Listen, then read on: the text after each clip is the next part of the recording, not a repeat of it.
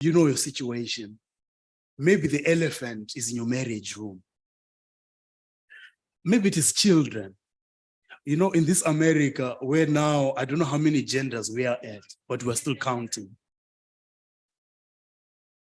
You know, this thing, it is funny, and it is, I'm not mocking or laughing. It is fun until it is your child. Until it is your child who comes and says he or she is one of those letters. I remember I met a pastor once, an Adventist pastor back home. This man had worked he was an officer in the conference. And his child then came out, as it were. And his son was gay.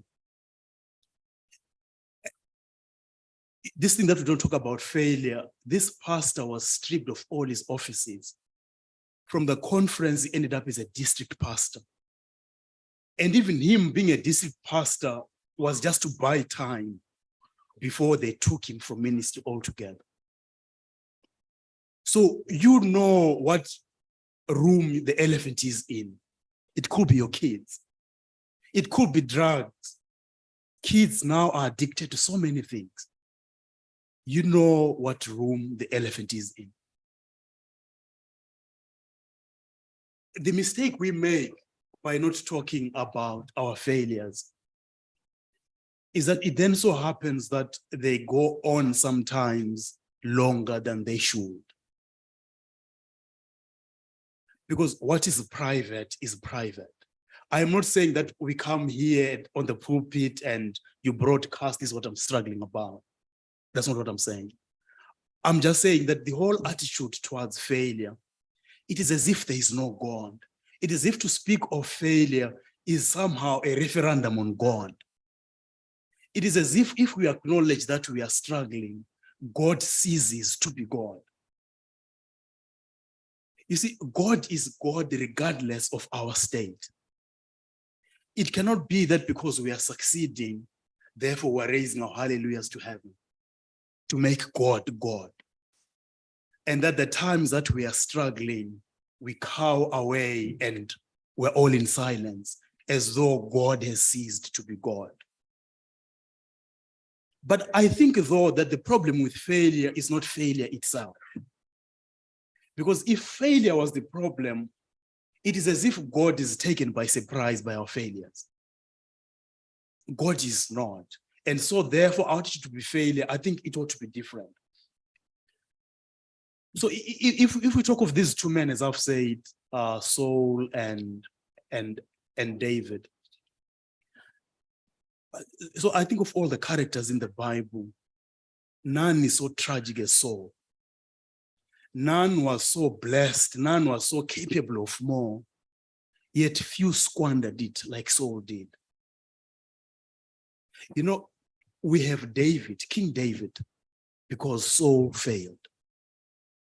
If Saul had done right, had succeeded in his calling, there would have been no need for a King David.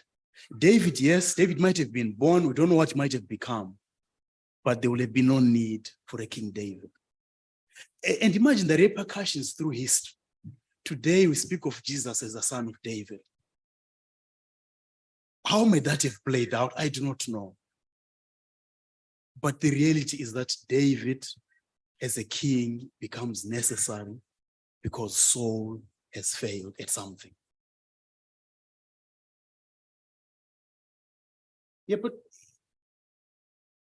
if we talk of Saul in that light, it's a bit unfair, right, to say Saul failed. I think the man needs fair play, right? And so we meet Saul in 1 Samuel chapter 9. And from verse 9 up to about 15, it's one of those few chapters that are loaded with a lot of events, a lot of history. A lot is going on in a space of 5 chapters. In chapter 9, the man is called to become king. 5 chapters later down the line, the man is thrown away from being king. That probably is the shortest reign, if you will. But we know that Saul remains on the throne for much longer. But the rest of the chapters from 1 Samuel 15 going onwards, we are dealing with a rejected king. He might as well as pack his goods and leave because his appointment is done for. lest I paint Saul in a unnecessarily negative light, let us look at who this man was. Brother Meshu, if you please, Samuel verse 9, verse 1 to 10 and 15 to 21. Now there was a man of Benjamin whose name was Kish, the son of Abiel, the son of Zeror, and the son of Bechorath, and the son of Aphia, a Benjaminite, a man mighty of power. And he had a son whose name was Saul, a choice young man and a goodly, and there was not among the children of Israel a goodlier person than he. From his shoulders and upward, he was higher than any of the people. And the donkeys of Kish, Saul's father, were lost. And Kish said to Saul, his son, take now one of the servants with thee, and arise and go seek the donkeys. And he passed through the mountains of Ephraim and passed through the lands of Shalisha and found them not. Then passed through the land of Shalim, and they were not. And he passed through the land of Benjaminites, but they were found them not. And when they were come to the land of Zuph, Saul said to his servants that was with him, come and let us return, lest my father lives caring for the donkeys and take thoughts of us. And he said unto him, behold, there is in this city a man of God, and is an honorable man. All that he said comes surely to pass. Now let us go there. Maybe he can show us the way that he should go. Then said Saul to his servants, but behold, if we go, what shall we bring to the man? For bread is spent in our vessels, and there is not a present to bring to the man of God. What have we? And the servant answered Saul again and said, behold, I have it here, the fourth part of a shekel of silver, that I will give it to the man of God to tell us our way. Before time in Israel, when a man went to inquire of God, thus he spake, come, let us go see the seer, for he is that now called a prophet, before time was called a seer. Then, verse 10, then said Saul to his servant, well said, come, let us go. So they went out to the city where the man of God was. Thank you. 15 to 21 as well. 15 to 21. Now the Lord had told Samuel in his ear before Saul came, saying, tomorrow about this time I will send a man out of the land of Benjamin, for thou shalt anoint him to be the captain over my people Israel, that he may save my people out of the hand of the Philistines. For I have looked upon my people, and because their cry is come up to me. And when Samuel saw Saul, the Lord said unto him, behold, the man who I spake to thee of, this same shall reign over my people. Then Saul drew near to Samuel in the gate and said, tell me, I pray thee, where is the seer's house? And Samuel answered Saul and said, I am the seer. Go up before me unto the high place, and ye shall eat with me today, and tomorrow I will let thee go, and I will tell thee all that is in your heart. Verse 20, and as of your donkeys that were lost 3 days ago, set you not your mind on them, for they are found. And on whom is all the desire of Israel? Is it not on you and on your father's house? Thank you. So the first time we meet this man Saul, Israel is going through a transition. They've been led by the prophet Samuel, and they've demanded to have a king. So they're tired of theocracy. What they want now is a monarchy. And so this demand has been going on for a while. And it so happens that eventually Samuel then, he concedes with God to say, let these people have the king that they want. But God then says, I will choose the king for you. By definition, there is no way God will have chosen a man who was not qualified. There is no way God will have set up a man to fail. And so when we meet Saul, he's described here in very amazing ways. So it says that he was a man who was a tall man. I'm sure he was also well built. It is as if when Saul walks into the room, men naturally stand to respect this man. You get this picture of a man who commands respect. A man whose presence says, follow me. You also get the sense when you hear how he relates to his servant, that Saul is the son of a very rich man, but Saul works for his father as a shepherd. And he's not a shepherd who's looking after sheep. He's not a shepherd who's looking after cows, but after donkeys. I don't know if you've done shepherding in your life, but when you're looking after donkeys, that's something else. Saul is that humble man. So we find Saul as he goes with his servant, the way he treats his servant. It's as if these are equals. So the sense you get is that God had called a man who was not only capable, but man who was qualified, a man who could bear the responsibilities of government. This is the Saul that we get. I highlight this to dispel if there's any thought that Saul was set up to fail. It was not possible. So when God calls Saul, he's not calling a man who's half qualified. When God calls Saul, he's not calling a man who's deficient in terms of his qualities to be a leader. Just imagine that across the whole nation of Israel, God chooses this man. Surely there was something outstanding about this man. Saul therefore had potential to do well in his calling.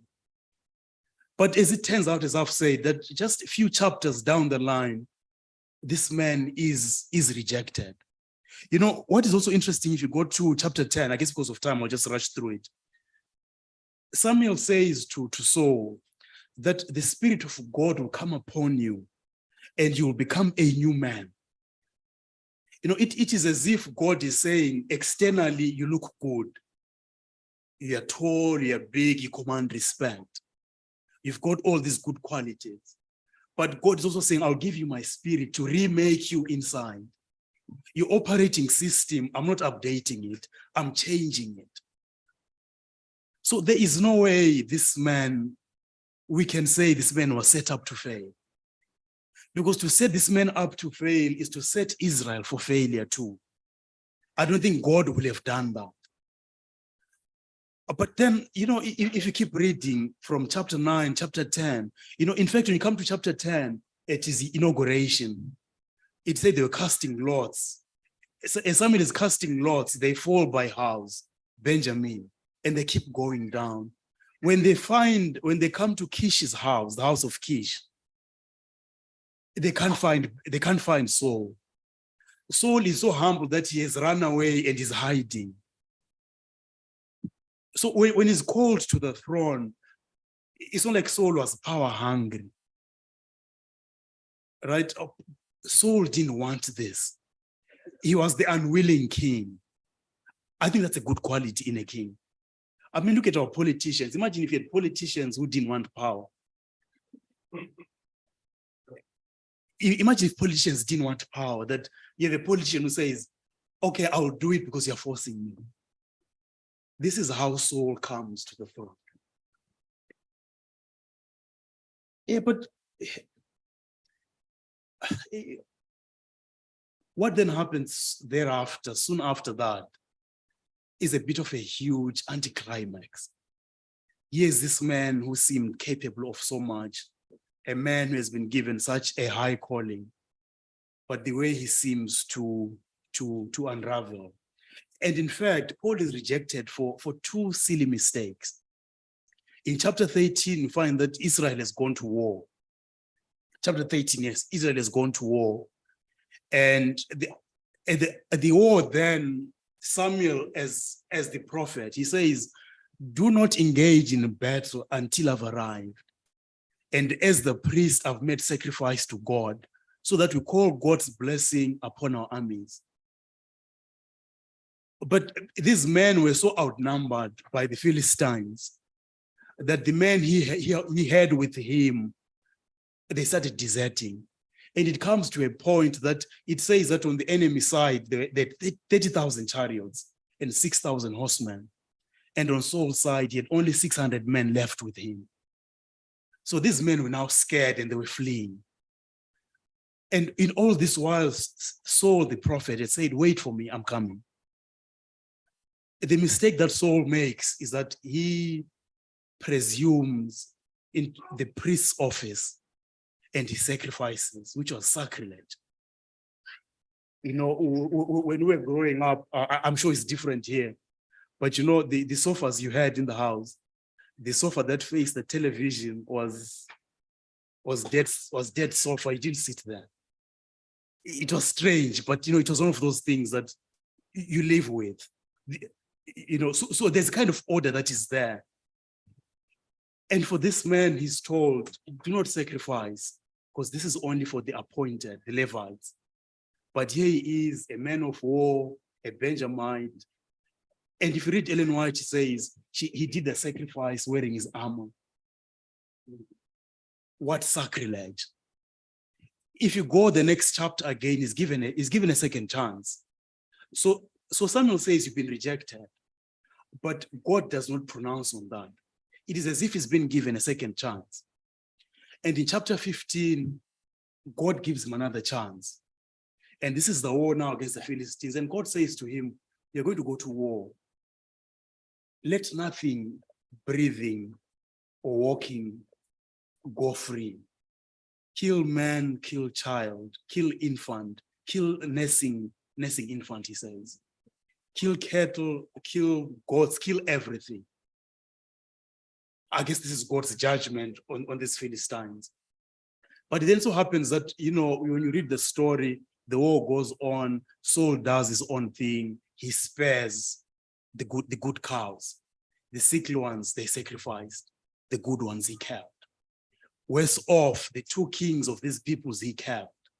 But God had said, put these people to the knife. Let nothing survive. But it is his disobedience. But it's not so much his disobedience that I want us to focus on, that he gets kicked out. If you don't mind, let's look at chapter 15. Mesh, you can go to same Samuel, chapter 15. Verse 18 and 21. Verse 18, and the Lord sent you on a journey and say, go and utterly destroy the Amalekites and fight against them until they are consumed. Wherefore then did you not obey the voice of the Lord, but did steal the spoil and did evil in the sight of the Lord. And Saul said unto Samuel, yeah, I have obeyed the voice of the Lord and have gone the way of the Lord, which the Lord hath sent me, and have brought Agag, the king of Amalek, and have utterly destroyed the Amalekites. Verse 21, but the people took the spoil, the sheep, the oxen, the chief of the things, which should have been utterly destroyed, to sacrifice unto the Lord thy God in Gilgal. So that is Saul's second mistake. But if you then think about it again, right? Was this bad enough that this man should lose the kingdom? I'm asking you, was this so bad what he had done that he should lose the kingdom? You think this was bad enough that he should lose the kingdom? Oh, I'm hearing yes, I'm hearing no. It was bad enough for him to lose the kingdom.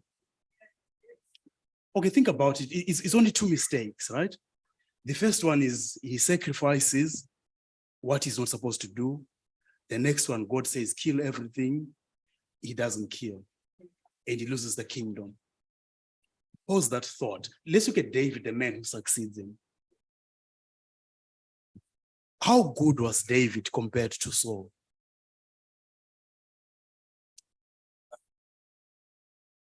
Okay, I'm hearing, okay. David was good, you say? He was. Okay, was David better than Saul? David was worse. Okay, I think I like that answer. Any different answer?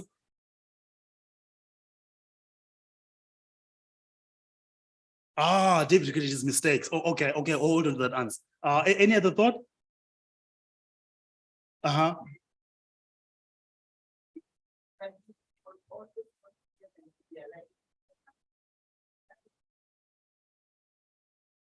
Okay. So, okay, I hear you. Okay, there's another answer, yeah.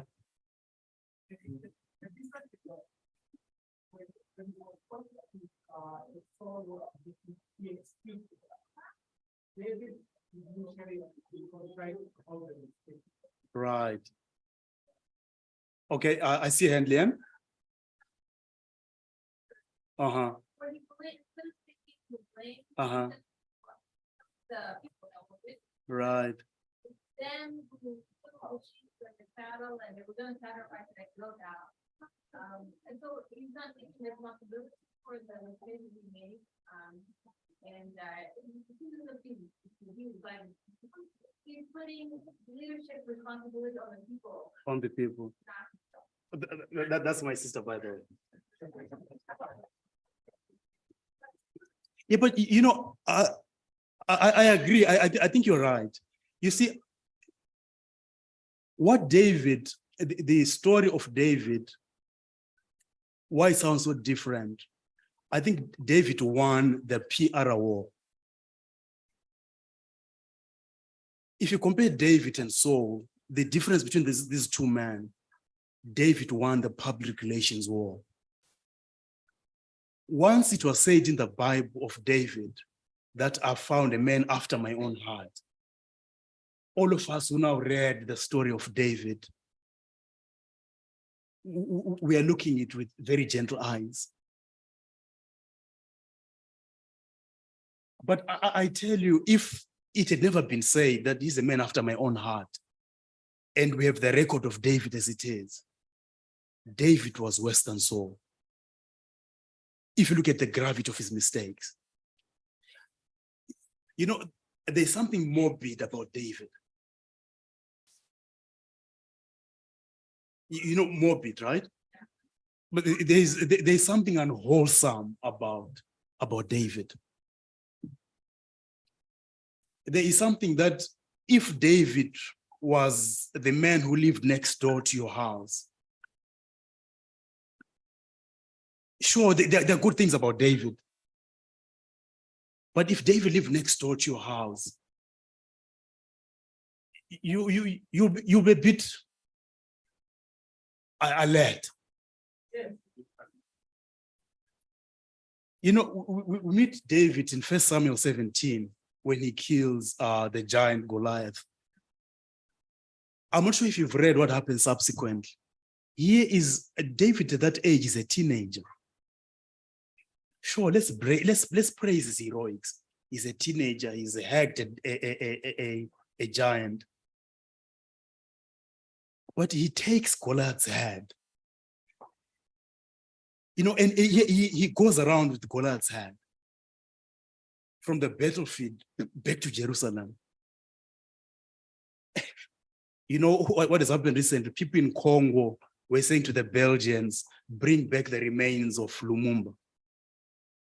Right? The Belgians killed Patrice Lumumba and they carried his remains with them, right? I think what remained was a tooth, isn't it? And I mean, there's something not right. Why do you carry someone's remains to where you go? But we have this teenager who's killed a man at war. Sure, it's war.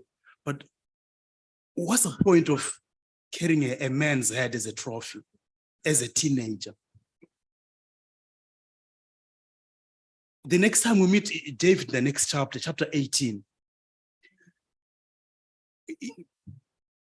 David wants, in fact, the story is about Michal, his first wife, Saul's daughter. So, you know, it's this thing that to get this woman as a wife, David goes and kills 400 men. Okay, sure, he's a warrior. But he comes back with their foreskins. Imagine 400 men. Sure, it's battle. Let's say it's bad, but it wasn't bad, right? He's killed 400 men. He's still a young man. I'm guessing he's now in his 20s. When this war is done, you go through 400 men cutting their foreskins. And you go back with them. But there's something morbid about David. In Samuel chapter 25, when David is on the run with his men, we find David on the march of death to go and wipe out Naboth and his household because Naboth has not paid protection money. You remember the story of Naboth? Naboth, right? It's, I think, Samuel 25. Naboth. Ah, okay. I guess the school I went, the fees wasn't enough to pronounce properly. Naboth. Ah, okay. Thank you. Nabal. Ah, okay. If you think about that story, right? How different is it from how gangsters operate? No, I mean, really think about it, right? That sure they've been offering protection, right? And they've not been paid their dues. I guess that's fair. But here's this man on a death march with his warriors, and he's saying, no son of this man shall remain standing today because he's not paid protection money. That's our David.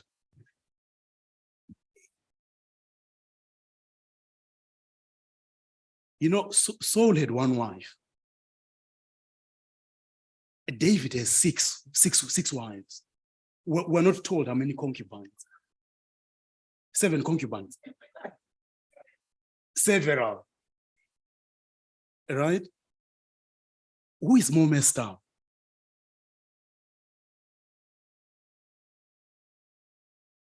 There's the famous story of Bathsheba and I was going to say Uriah, then I realized that my school fees probably I'm pronouncing Uriah wrong. It's fine, right? Uriah, right? Yeah, Uriah. Okay, thanks. The story of Bathsheba and Uriah. We read that story with very kind eyes because David has won the Piara war. But that story is messed up. Imagine that story happening today. Imagine politicians today. Let's say, your politician back home. Right, he does the same thing. Right, that you kill your loyal aide, right? And then you take his wife. I mean, that's messed up. David was a great man, but David was also a very flawed man, terribly flawed.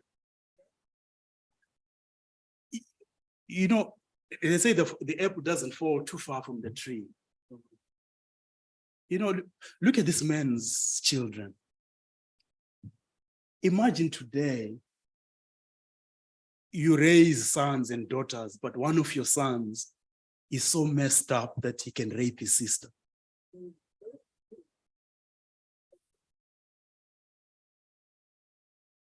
That's David. Just imagine the idea, right? That your son, I mean, a rape is bad, however you look at it. But this boy is so dead in his head, in his heart. He rapes his own sister. And what does a father do? Nothing.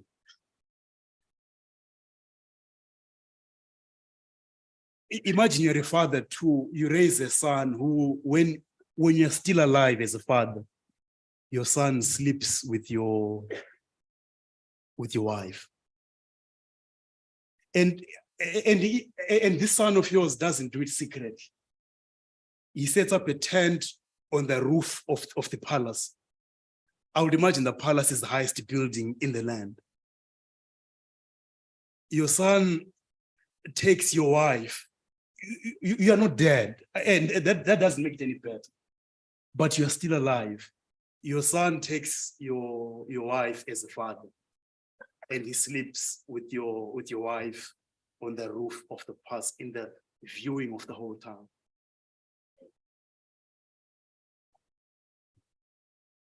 That's David. I'm not saying David did, he did this, but those are his sons.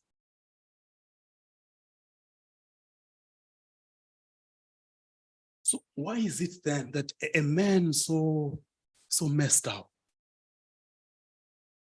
he's the one who becomes a successful king? But not only that, You know, in history, there's the myth of the four great kings, right? So there's King David, there's Alexander the Great, there's the Charlemagne, and then the Caesar Augustus. That's how great David was as a king. That even history today, mythology, counts him among these four great kings. But more importantly, this is the grandfather of Jesus.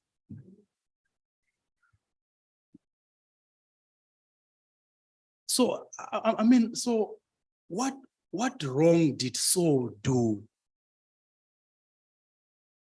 that Saul is rejected, but David, you know, I think if you're being charitable, David is a thug.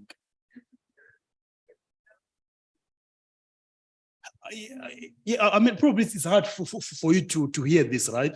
Because I think David won the public relations war. So whenever we read about him, you know, we are gentle with him. We don't see the man for what he actually was. But the reality is that if you look at, if there's a way to measure these scales, in scales, Saul's mistakes do not compare in and of themselves. They do not compare to David's mistakes. But why is one rejected and the other he stays on? I guess that's some of the answers you were giving, right? That the difference, it turns out, with our mistakes, as far as God is concerned, our mistakes matter, for sure they do. Because what do our mistakes mean? Our mistakes sometimes mean marital fidelity is lost. That matters. Our mistakes sometimes means that a family is broken, is torn apart. That matters. There's consequences. Our mistakes sometimes mean that we violated others' happiness. That matters. Our mistake sometimes means that we have stolen from other people what is rightfully theirs. That matters. But there's a sense too in which our mistakes don't matter as far as God is concerned. Hear me right. I'm not saying we can mess up and it doesn't matter. Our actions have consequences, for better or for worse. But there's a sense also about God, which means God is not threatened by our mistakes. God is not unseated by our mistakes. God's divinity is not reduced because we've made a mistake. I think the difference that sets us apart is not that we make mistakes or we don't. We all do. The difference is not that some fail, some don't. We all fail. But it is what happened after we have failed, which is what sets us apart. As you've rightly said, if you look at two mistakes that Saul makes, chapter 13 and chapter 15 of 1 Samuel, none of those does he take responsibility. In the first instance, in fact, he blames the prophet. He says, you took too long to come, and so I had to do something. He blames the people. He says the people will not listen. The people were deserting. So for me to stop them from deserting, I had to do this. He blames God too, because he says, I had to give a supplication to God, as though God, unless we sacrifice things to him, we have to appease God. But in none of these does he take responsibility for what he has done.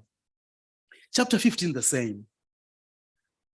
You know, so in chapter 15, in fact, to see how perverse Saul was. You know, when the prophet says, I'm leaving you, he says, don't go, stay. Walk with me, so that he can keep faith with the people he leads.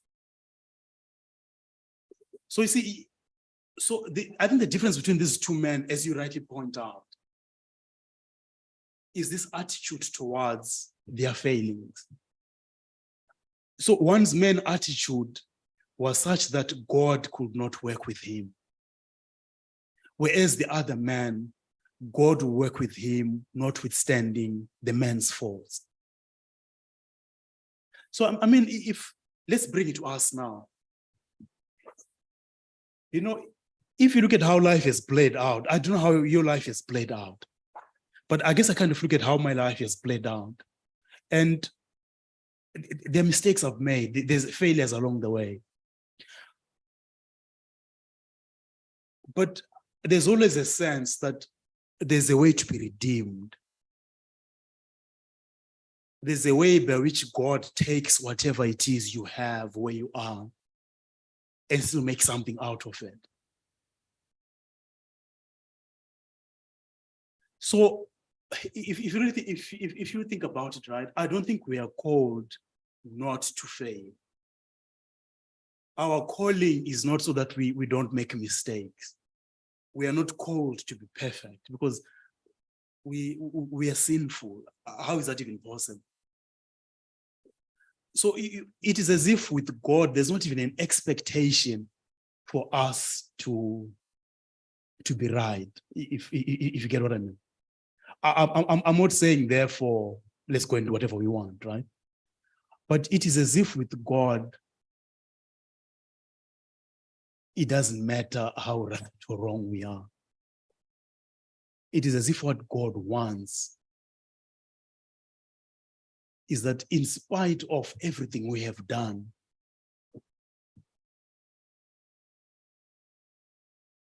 can we come back and say, yes, I made a mistake. Yes, I have failed. Yes, I accept what I've done wrong. Can you work with me from where I am? You know, because if you also think about it, the idea of creation again, right? We talk of creation where God starts with nothing. But creation implies also that God can start with trash. Right? Whenever we've always spoken of creation, we've spoken of creation out of the void. There was nothing and then there was, right? But that same creative power that starts with nothing is not hindered, is not inhibited, it is not disabled by the starting material. So it therefore means that wherever we are in our lives, whatever mistakes we have made, you know, whatever room the elephant is in, sometimes our problems go on for much longer than they need to.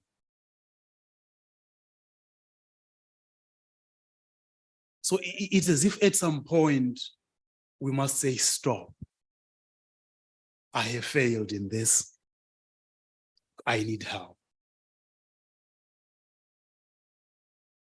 But you see, what sets David apart, given all his flaws,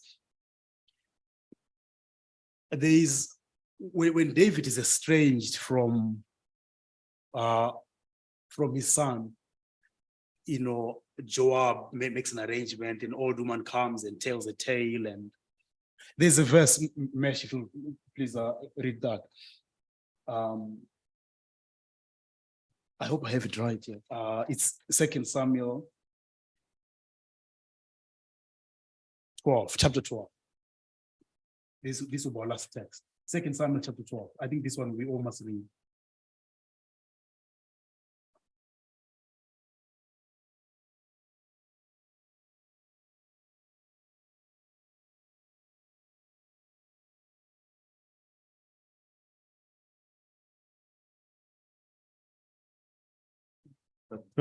Chapter 12. I'm looking for the verse. So the verse says,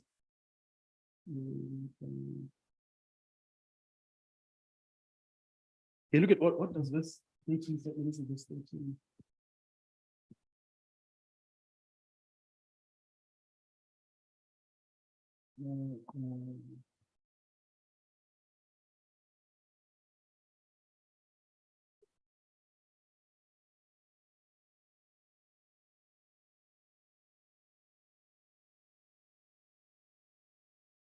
So my verses, I lost this one. I think we really should read. I'd like us to really read this verse. Because I think that is what sets us. 17. Verse 17. Yeah, what does that one say? And the elders went to his house and there was, but he would not eat.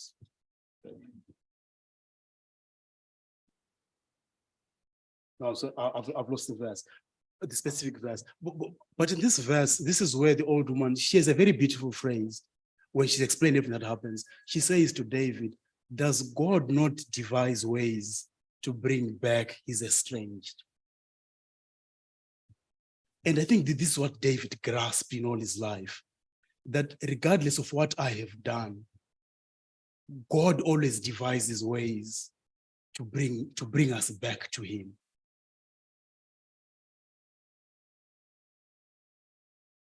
Yeah, so it is as if the very defining character of David, in spite of all that he had done wrong, was this knowledge, right? That God devises ways to bring back his lost to himself. If you found it, yeah, but anyway, it doesn't matter, right? You found it, okay, sure, if you don't mind. 14, 2 Samuel Yes, 14, yeah. 14. He say, for we must needs to die. And sorry, the English, this is different English. It says, for we must needs die and are as water spilled on the ground and cannot be gathered up again. Neither does God respect any person. Yes, does he devise means that he is banished, which will be not expelled from him. Exactly, yeah. Yeah, so I guess in conclusion, the whole point of this, right? If you look at these two lives, what strikes, what stands out, right, is that failing is part of our lives. You know, but as long as we remember that God, in our hearts, remember that God devises ways to bring us back to him, that I think will solve 90% of our problems. Thank you.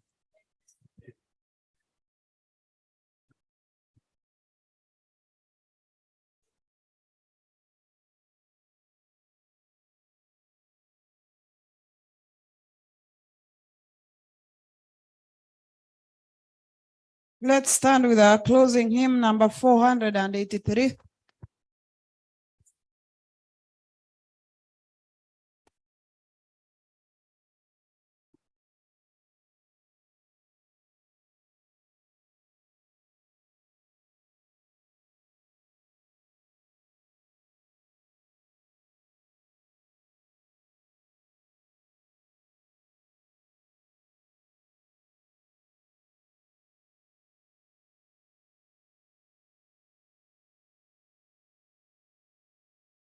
I need thee every hour. Three sing.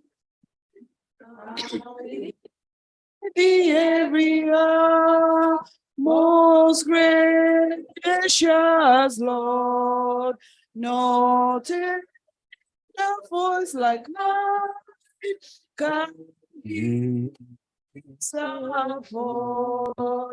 I need thee, Give every hour, oh, bless me now, my Savior. I come to thee. I need every hour. Stay close, every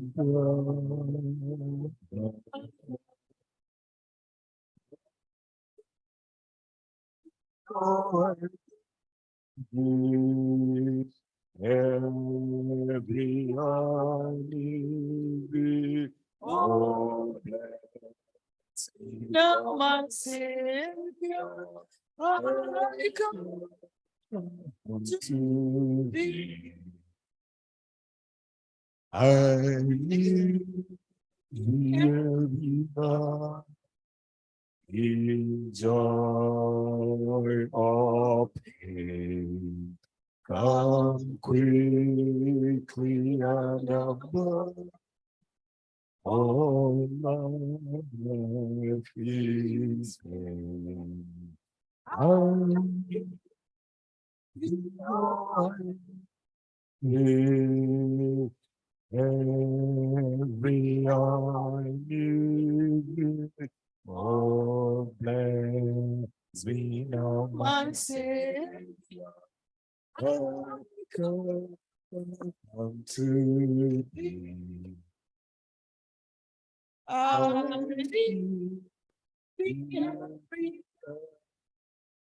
teach me the will. And God is promise for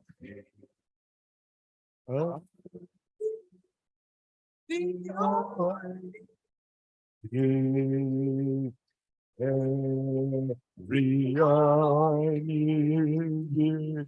Oh, no, my Savior, I come to thee.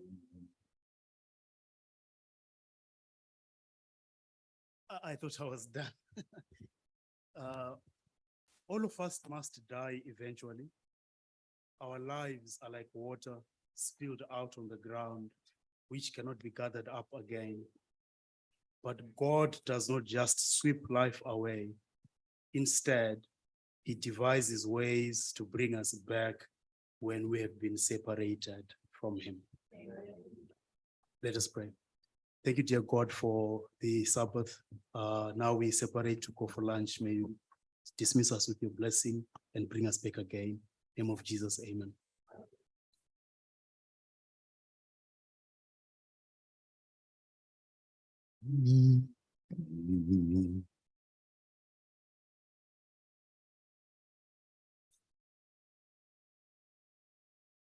We've been blessed. We've been blessed. The last verse, please remember it. It's very touching. It was 2 Samuel 14:14. I know he read it again. It gives you hope. As much as you think that you are gone, cause. Thank you for bringing that reminder. Thank you. And may God bless you.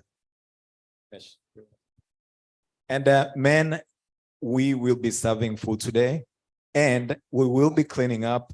So that translates to this. All ladies, be back here on time. Thank you. Okay. Media song.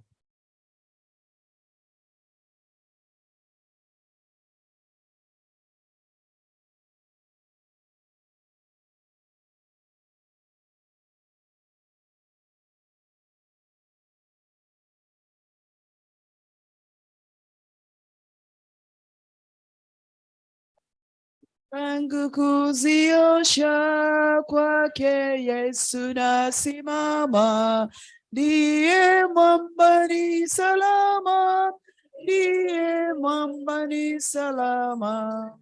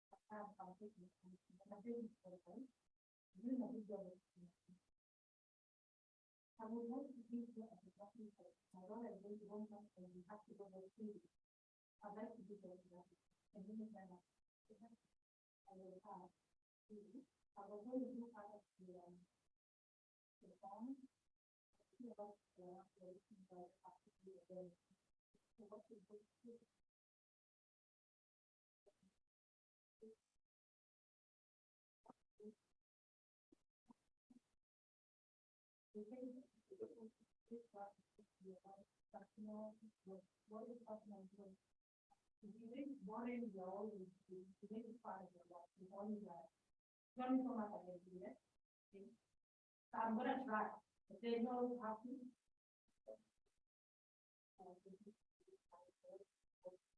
It's not. Okay. We're supposed to be doing something like this. And you can do something like that. After we get to the month together, that's what we do. Okay, look, Bible. Who knows what's happening on the road?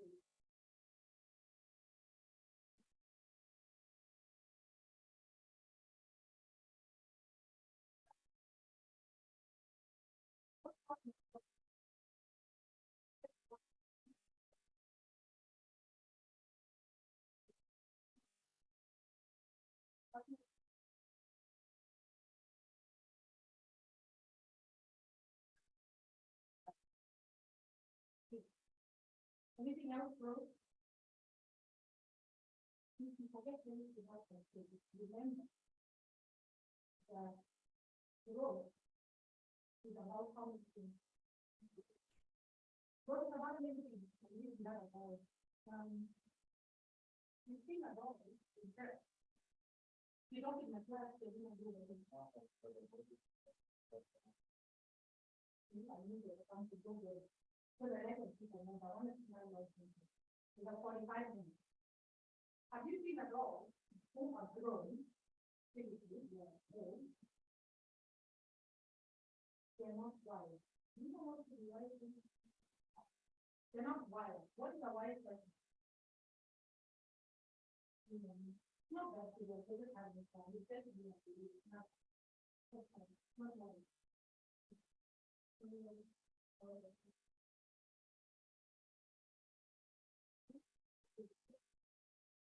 It's not no way.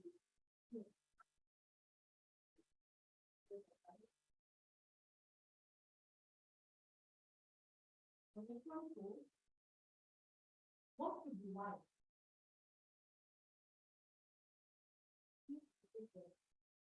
There are people who know a lot of things, but cannot make it true. That's the difference between one people. I think things growing ahead. Who cannot plan anything unless their friends tell them? Grow, not about me, but about sometimes there was a kid, I think they were getting ready to leave. That's why they didn't class, I think they were already starting. So what's the plan for this?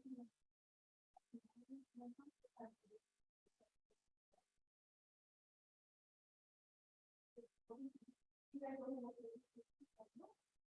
You do whatever I'm doing.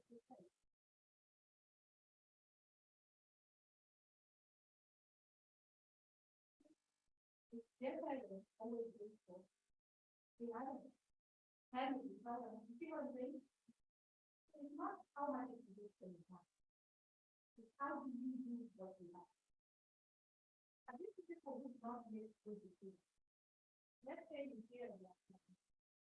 Because I think that this is good for them to be happy. Let's say you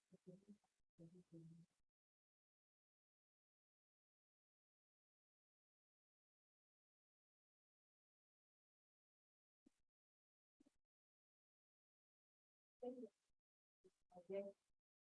That one.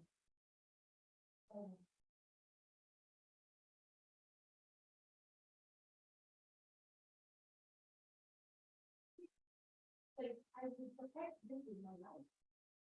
Not because I think it wants time. But I want that one thing has to be the always, whether you will try or you will try, but you all do it. So why do I find words when one of the very why do I find that I have to follow Maria? This is the one who knows one of the ones that I want to be the one that I was saying. Yes.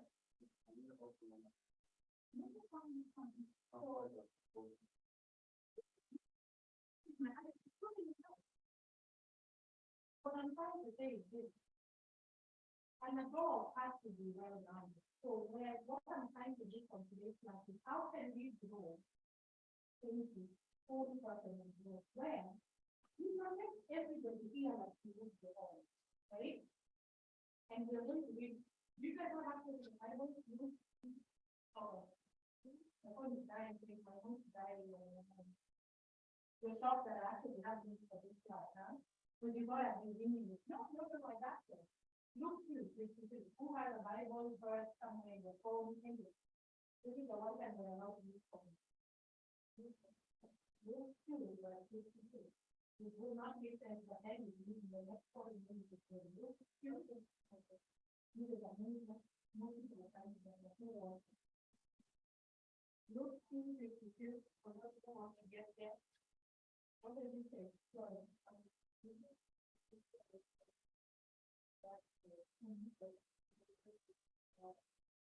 Again, that does not mean anything. I don't expect you to think of the whole thing. Really fun time. And you can think of the way that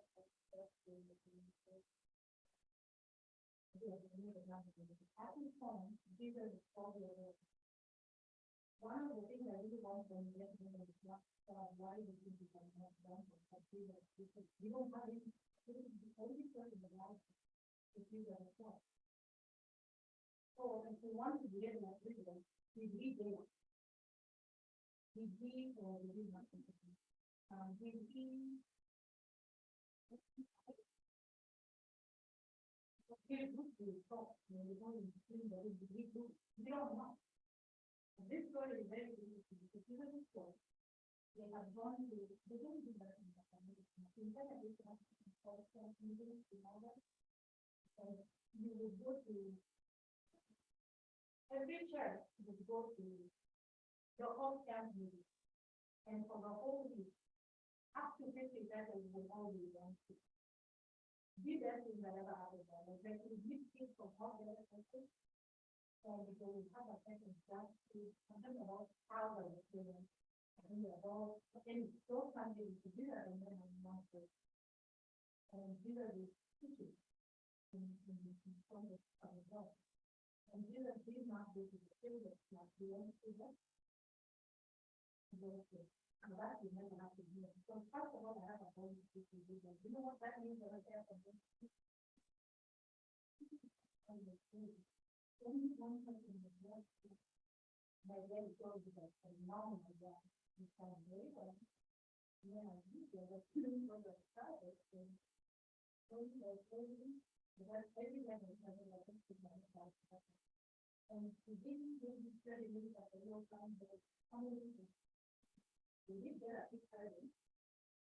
They were the only person that came. They asked them who made it, but the rest, like, I don't know why it's not much good. Really, that's really a power. I would say all that is like that we not go to that and the teaching at all. But they're also raising people to be very that we really need the concept. I was thinking, none of people are really like that. And then the mom, the dad, started working and the way we do it, but then we didn't get a right in the class. We didn't like, okay, so it goes big, enough, I'm doing the very fine. So at some point, these are the parents starting back to the business. And in that computer, they're not that better. The people with the US starting to take this out of the computer. We learned to buy them at the they use the holiday. They've been walking for 3 days to go back to their village. And now they don't have to. Look at my people. So what are we going to use today? Now, but it's going a big long distance, so you come back halfway. After going for 1 day together, the one to take them another one to come back. And you're coming bigger. After meeting and meeting and meeting. And you ask the person and who is the time to meet, sometimes I can meet you like a big. But I want you to know what these are looking at all, because we all have every time we hear of these are the cause to die and find people. I want you to think of these as how many years? Now it's 4 years old. I want to ask you when you go to the school. Esther, the single you, can you go back to this? I want to get together and mention it because remember the topic is what? Personal? I'm trying to show you how we got to move from daily to daily to whatever it was, okay? Yeah. What do you want? I have all that to tell you about the parents and tell you the real thing because of 41. I have told you everything about 41 and here 49. Now they're back. They've been walking for a whole day. They realize they don't have Jesus. So it takes them another whole day to come back. Now they're back together. What do you think they're like? Are they happy? Yes?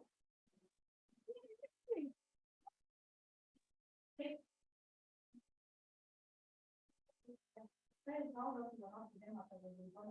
What would happen? Everybody can bear it now. Whereas 47 is where he's thinking the people in the people are me. Now, as a started from verse 48, these are the parents of definitely.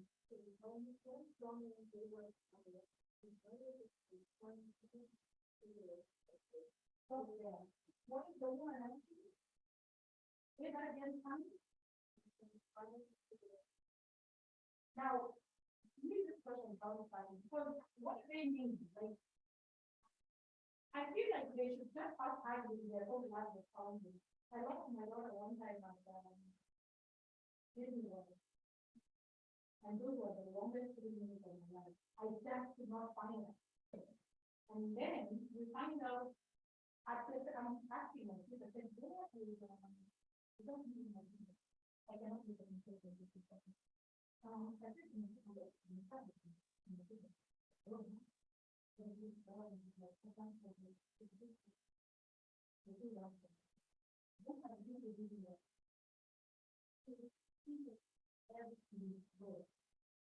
and this is the maybe how I will have that.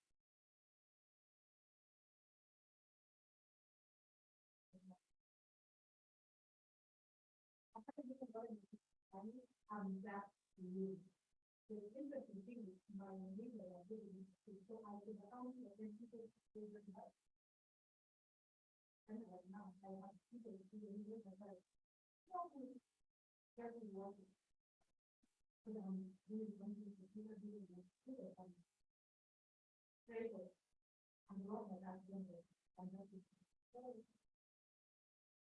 after about you do I need to back and the need less long to the community. So that we make sure they are there because everybody has to know that. So we'll just sit there until the number of the female then you will see the whole lot of the people. Here comes the people, keep starting to and everybody's like,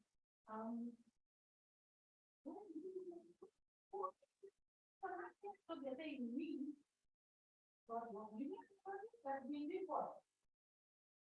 But my husband said, I know what was like, wait, God law, how or you? Do not miss this story. The story I'm trying to say is when you walk away from Jesus, is it Jesus who walks away from you or you walk from him? You want to Jesus is named God. What was you want to say? What is it? When you're being disobedient, this is where you belong to be. Where are you? Who's moving? Don't forget that. that God will never, ever, ever. And so when my son was telling me that I left, I wanted to be happy, happy and mad, and I don't know what to do with it. This is the parents of people. Of course, we're excited to see you. Now long story, I want you to know that anytime you're doing something wrong, which is never happened, don't even go to when you do, don't say it. It's not God. Who has that? Who can do their own? Who had to go to take what is the wrong stuff? One night and not try to do it. I mean, who's wrong friend?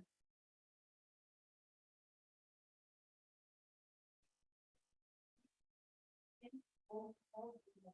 Who's following them? Oh,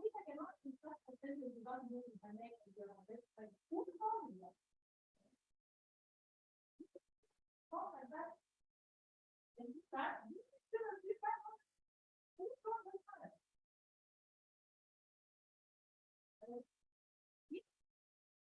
So when you believe that you last time, what you know, time you don't know what to do, that they are fentanyl or nicotine or whatever fancy things you all are trying. Who is causing that?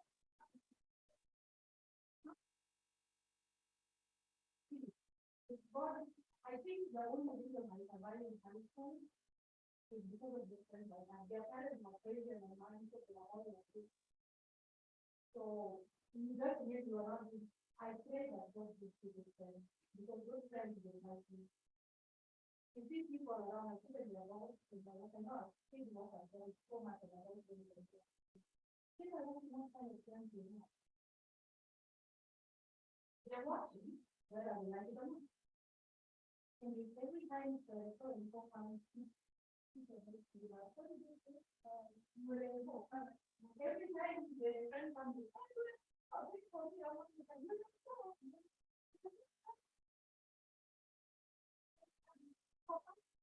something to the idea about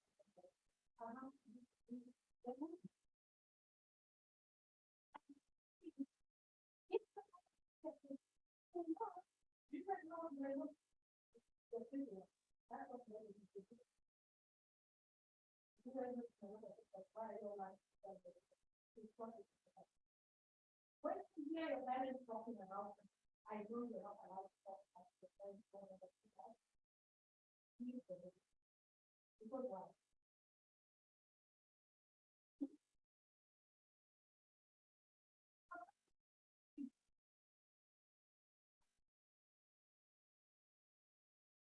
I'm saying that what you do, I don't know what you do, but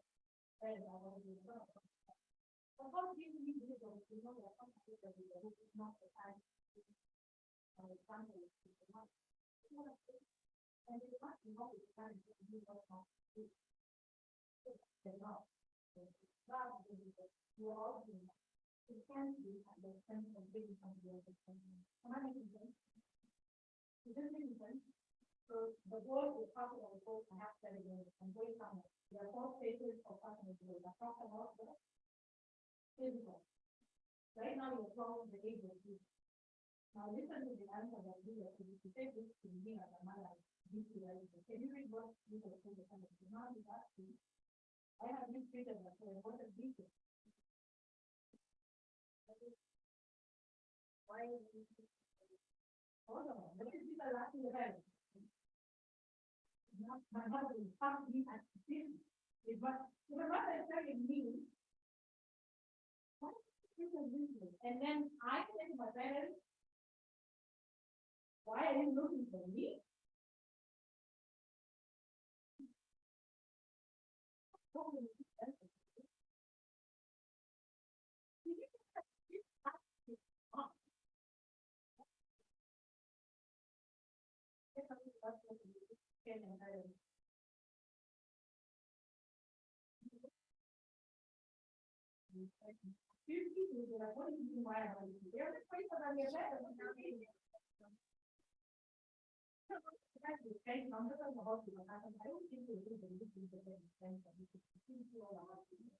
Okay. I don't know how many of you guys can use not my business. We never will say well. But I have a problem with this also. You can ask me, Mom. I hope you didn't do the financial thing. So why don't you know? I know this is